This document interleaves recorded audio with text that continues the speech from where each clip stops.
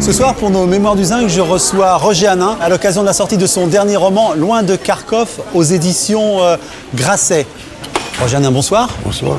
Alors, vous serez au Salon du Livre à partir de demain. On peut vous rencontrer sur le stand Grasset où vous dédicacerez ce roman. Alors, je voudrais vous recevoir, j'allais pas dire comme on le fait en Algérie. Vous êtes quelqu'un qui aimait l'Algérie et l'hospitalité algérienne. Alors, c'est une petite kémia, bon, bien ordinaire et bien simple, auquel vous pouvez accéder. Alors, Roger Hanin, on va parler bien sûr de ce Loin de Kharkov. C'est l'histoire d'une adoption. C'est un jeune couple qui vit du côté de Béziers et qui va adopter une petite Ukrainienne. Et à partir de là, cette petite Ukrainienne va faire exploser leur couple tel qu'il apparaissait. Alors, qu'est-ce qui vous a donné l'envie de raconter ce livre dont j'ai l'impression qu'il est loin de vous? C'est la vision de cette petite blonde aux yeux bleus avec des fossettes au coin des joues, comme dirait Pierre Dudant, et qui me regardait comme ça, avec des grands yeux bleus. Et je me disais, mais moi qui ai eu la chance d'avoir un père et une mère, donc je les connais. Oui, d'ailleurs, mais quand vous dites que cette petite fille aux yeux blonds vous regardez, c'est parce que c'est une histoire vraie. Elle existe, cette petite fille. Alors on peut dire son prénom. Oui. Elle s'appelle Anna Victorina. Voilà, et c'est votre amie Isabelle qui a adopté cette petite fille. Et c'est à partir de là, et de ces yeux qui vous ont regardé, vous vous êtes dit, bon, alors qu'est-ce qui se passe? Je ne peux pas rester indifférent. Je veux dire, tous les personnages sont dans la situation de l'adoption, de vouloir être adoptés. Moi, je me suis adopté il y a à peu près 1 an. S'adopter soi-même, c'est un événement extraordinaire. Daniel, essayez un jour, quand vous serez tranquille, etc. Ça ne veut pas dire être bien dans sa peau, ça ne veut pas dire s'estimer, c'est s'adopter. C'est une vraie cérémonie. Oui. C'est une symbiose. Donc, bien, son père, sa mère et soi-même. Et j'ai vu autour de moi des gens qui s'étant adoptés étaient mieux dans leur peau. Alors, vous connaissez le principe de notre Mémoire du Zinc. Première sollicitation, le punching ball. Alors le punching ball, c'est l'occasion pour vous, j'allais dire de vous défouler sur un sujet d'actualité qui vous a un peu mis en colère. Les colères, c'est pas ce qui manque chez Roger. Non, c'est indispensable, c'est une thérapie qui est nécessaire. C'est une bonne hygiène. Oui. Alors, votre colère. Oh, vous pouvez, alors là, allez-y, je crois que ça fait du bien. Alors, ce sujet d'actualité qui... Je vais vous dire, c'est l'euthanasie. Oui. L'euthanasie. Mais mon sentiment n'est pas d'origine, comment dirais-je, morale ou médicale. C'est sur la liberté. Moi, j'estime que quand on vit, je peux en parler parce que je suis à un stade de ma vie où je peux m'interroger sur la mort qui est proche, de mourir dans 6 mois ou dans 8 ans, je ne sais pas. Mais de dire la liberté, de dire, écoutez, moi, j'ai assez, au sens large du terme, j'ai assez joué. Je ne suis pas malade, je n'encombre personne, j'ai assez joué et je voudrais m'en aller. Choisir. Choisir, oui. On n'a pas le droit d'empêcher les gens de choisir. Oui. Moi, j'ai vu des photos de cette femme avec son mari, quel beau lapsus, avec son fils. À un moment donné, elle n'a plus supporté, alors que c'était un véritable amour. Mais quand la souffrance est encore plus précise, il faut laisser les gens tranquilles. Bon, est-ce que vous avez, dans ce domaine-là, pris des dispositions? Vous savez déjà? J'ai prévu, oui. Vous avez prévu? Non, mais avez... Je ne sais pas si j'y parviendrai. Non. C'est que je suis étudiant en pharmacie. Oui, vous avez étudié. Non, mais on oublie que vous êtes venu, quand vous êtes venu d'Algérie, vous êtes venu en France. Algérie, où vous étiez plutôt parti pour une carrière de Macron, peut-être. C'est vous qui le dites. Et vous ne voyez pas mes chaussures. Oui, de biparti. Mais c'était mon rêve. Voilà. Quand j'étais jeune, je voulais être Macron. Depuis, j'ai déchanté. Dans la Casbah. Dans la Casbah, où je suis né, avec Pépé le Moko. Bien sûr. Et depuis lors, peut-être que je vais me faire des copains, mais j'ai appris que la plupart des souteneurs étaient des indicateurs de police. Bon, alors évidemment, j'ai un peu changé ma vocation un petit peu faiblie. Voilà. Alors revenons, vous êtes venu donc, pour faire pharmacie. Donc on parlait tout à l'heure, est-ce que vous avez pris des dispositions? C'est-à-dire que vous êtes pharmacien, vous savez ce qu'il faut faire. C'est ça que vous voulez dire? Oui, mais c'est-à-dire ce qu'il faut faire, bien sûr, je crois savoir, mais j'ai pas les produits. Oui, d'accord. Alors, je me mets bien avec quelques amis, en leur disant, au cas où, c'est pas immédiat, je veux dire, si je veux, est-ce que je pourrais? J'ai pas eu de réponse. Ouais. Je vois des gens, si je dois être à 90 ans, comme je suis, bravo, mais si je dois bafouiller, avoir Alzheimer, avoir une canne, je veux pas. Je veux partir. D'accord. Écoutez, on a le temps.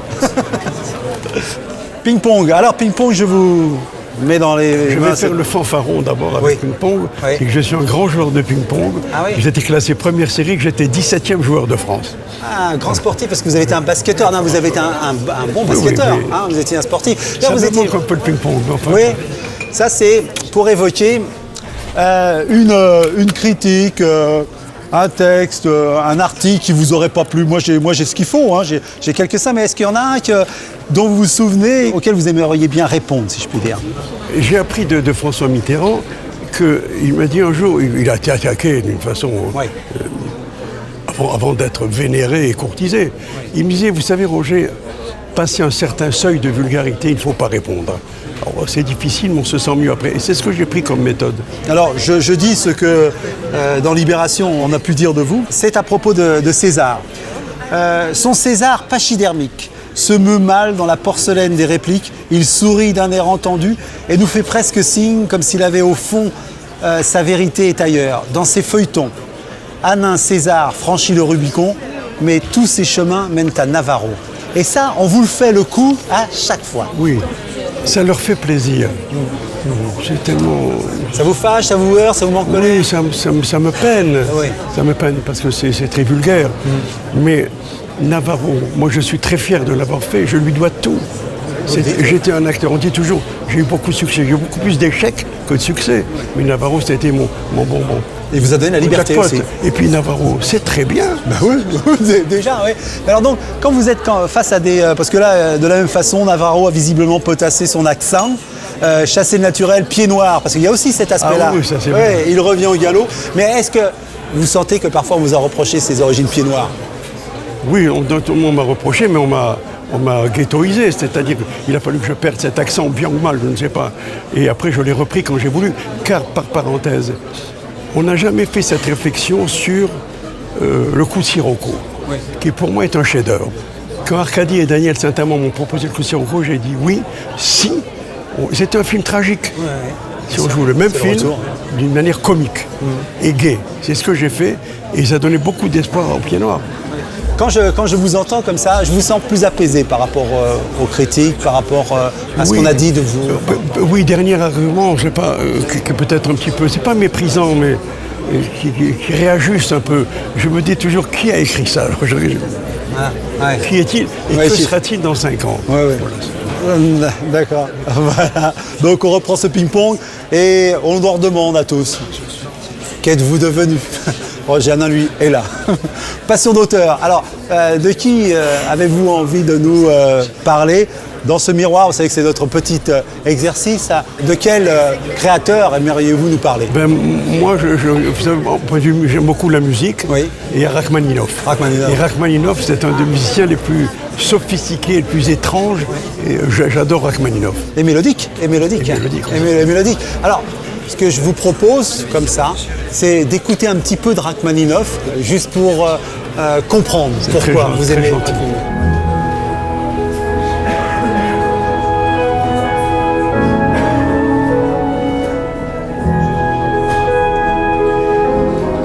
Comment est arrivée cette musique et pourquoi Rachmaninov?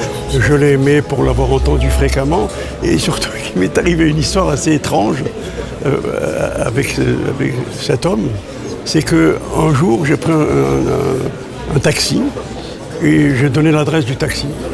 Et je lui ai dit que c'était un peu compliqué, je lui ai dit au taxi, vous savez où se trouve? Il dit, j'étais concierge dans l'immeuble avant-guerre. Alors j'ai dit, oui, mais comment vous êtes devenu taxi? Il me dit, parce que dans l'immeuble habitait Rachmaninov. Ah oui. J'ai Rachmaninov. Et j'ai dit, mais quel rapport? Il dit, mais Rachmaninov jouait du piano du matin au soir, et jusqu'à 20h, 21h, et les locataires m'ont dit, demandé-lui d'arrêter. Rachmaninov était déjà très célèbre. Il me dit, alors, je suis allé monter un soir comme ça pour lui dire d'arrêter. Puis c'était tellement beau que j'ai pas pu entrer. Et je me suis assis sur les marches en face de l'entrée et j'écoutais. Et tous les soirs avec ma femme, on venait écouter. Les locataires en avaient marre. Ils me donnaient des lettres, je les foutais au panier. Et un jour, la femme de Rachmaninov ouvre l'appartement et me voit installé avec ma femme. Qu'est-ce que vous faites là? On dit, mais ne restez pas, entrez. Et tous les soirs, on nous offrait le thé, le café avec des gâteaux. Bon, je vous la fais brève. le propriétaire là-dessus, j'ai été viré. Il dit que quitte le taxi. Donc je lui ai dit dire au revoir à ces gens-là. Il dit écoutez, mais vous ne voulez pas partir, vous allez habiter où? Mais habitez ici, on a un très grand appartement, et puis vous allez travailler pour moi. Mais quoi? Il dit votre femme pourra aider, et vous serez mon chauffeur. Alors la femme lui dit mais Sergueï, tu n'as pas de voiture? Et puis j'en achèterai une. Il dit mais tu sais. Et lui, le concierge dit mais je ne sais pas conduire, vous apprendrez. Bref, j'ai appris à conduire. Pendant la guerre, il a dû partir. Je savais conduire, je suis devenu taxi. Voilà. Voilà, c'est assez extraordinaire parce qu'il faut rappeler que Rachmaninov, de Russie, a habité en France avant de finir sa vie aux États-Unis. Il est mort à Beverly Hills. Il est, disons, à cheval sur le siècle entre 1873 et 1943 pour le resituer. C'est une très très belle histoire, très romanesque. C'est une nouvelle toute écrite, ça. J'ai fait un film de 26 minutes là-dessus. D'accord. Je me disais aussi c'était trop beau.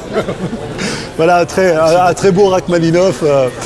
Notre journal intime. Alors le journal intime, c'est l'occasion pour nous de demander à notre invité de nous emmener dans un de ces moments intimes. Vous savez, nous, on habitait un quartier dans la Basse-Casbah, et mon père, qui était un enfant, qui était très timide, qui rougissait au moindre mensonge, et il avait fait 5 enfants à sa femme, et il voulait la paix. Il aimait qu'une chose, c'est manger, et jouer au basket et aller se baigner. Je vais prendre, comme ça je vais vous filmer, ça va être moi. Ça c'est ma... Ouais, oui, allez-y. Et donc un jour, un soir, il n'est pas rentré. Et ma mère était folle de rage. Et elle avait entendu parler d'une Italienne qui habitait le quartier de la Marine. Alors elle nous dit, tout le monde debout, et tous les enfants se réveillent, on va aller chercher votre père. Donc ça nous emmerdait, il va rentrer un jour. Et on nous descend les 4 enfants comme ça.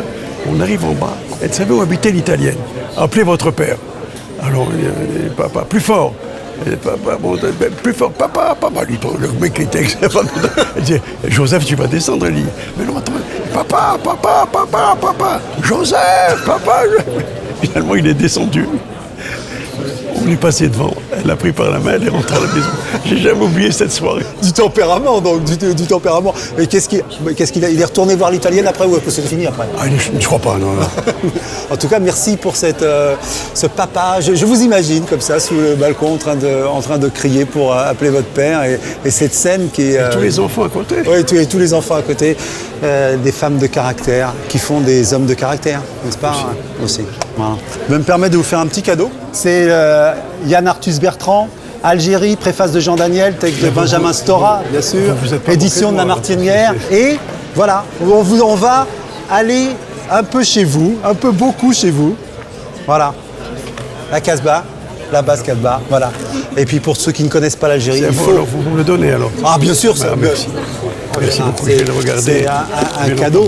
Alors, voilà, c'est Mémoires du Zinc. Je parlais avec Roger Hanin de loin de Kharkov. Je rappelle que Roger Hanin, vous le retrouvez au Salon du Livre. Dès demain, sur le stand Grasset, il signe. Vous le reconnaîtrez. Il y a plein de gens devant lui et il a toujours ce très charmant sourire. Merci pour cette façon de recevoir. Merci beaucoup.